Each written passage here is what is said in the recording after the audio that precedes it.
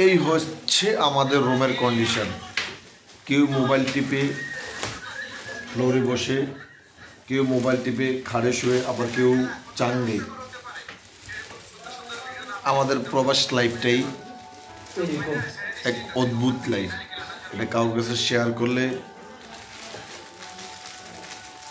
কি বলবো, শেয়ার করি না, অনেকে করে না প্রবাস লাইফটা কেমন। বর্তমান সোশ্যাল মিডিয়া হয়তো মানুষ প্রকাশ করে, এক সময় ছিল তো সোশ্যাল মিডিয়া ছিল না, ওই সময় মানুষ প্রকাশ করতো না। এখন কিছু কুটিকাটি বিষয়ে শেয়ার করে। এটাই আসলে সত্যিকার প্রবাস জীবন।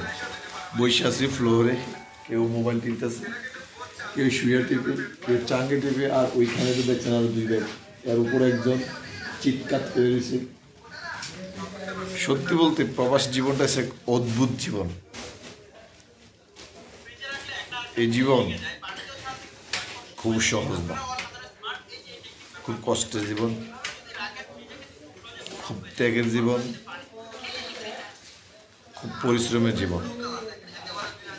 মানুষের দেখে দেশে গেলে কি সুন্দর পরিবেশে চলতেছে, প্রবাসীরা বাড়িতে বিল্ডিং, ফ্যামিলি মেম্বার ভালো চলতেছে, কিন্তু যারা প্রবাস করে তাদের কষ্ট যদি কেউ দেখতো মন থেকে, তারা কখনোই টাকা খারাপ পথে ব্যয় করতো না।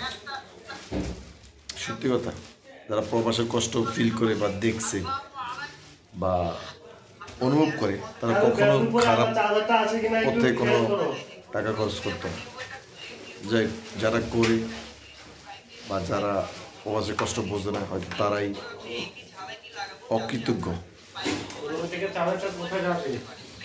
সো প্রবাসের কষ্ট একমাত্র তারাই বলবে যারা কোনো একবার প্রবাসে আসছিল, মেয়ে হোক বা পুরুষ হোক। মেয়েরও অনেকে প্রবাসে আছে, তারাও ফিল করতে হবে আসলে প্রবাসের কষ্ট কেমন। সো যারা প্রবাসে টাকা ইউজ করেন, যারা ফ্যামিলি আছে, যারা খারাপ রাস্তা ইউজ করেন, অন্য অন্য বাজার আছে, তাদেরকে উদ্দেশ্য করে বলতেছি টাকা খরচ করার আগে একটু যারা প্রবাসে তার কথা চিন্তা করবেন, তারপর টাকা খরচ করবেন।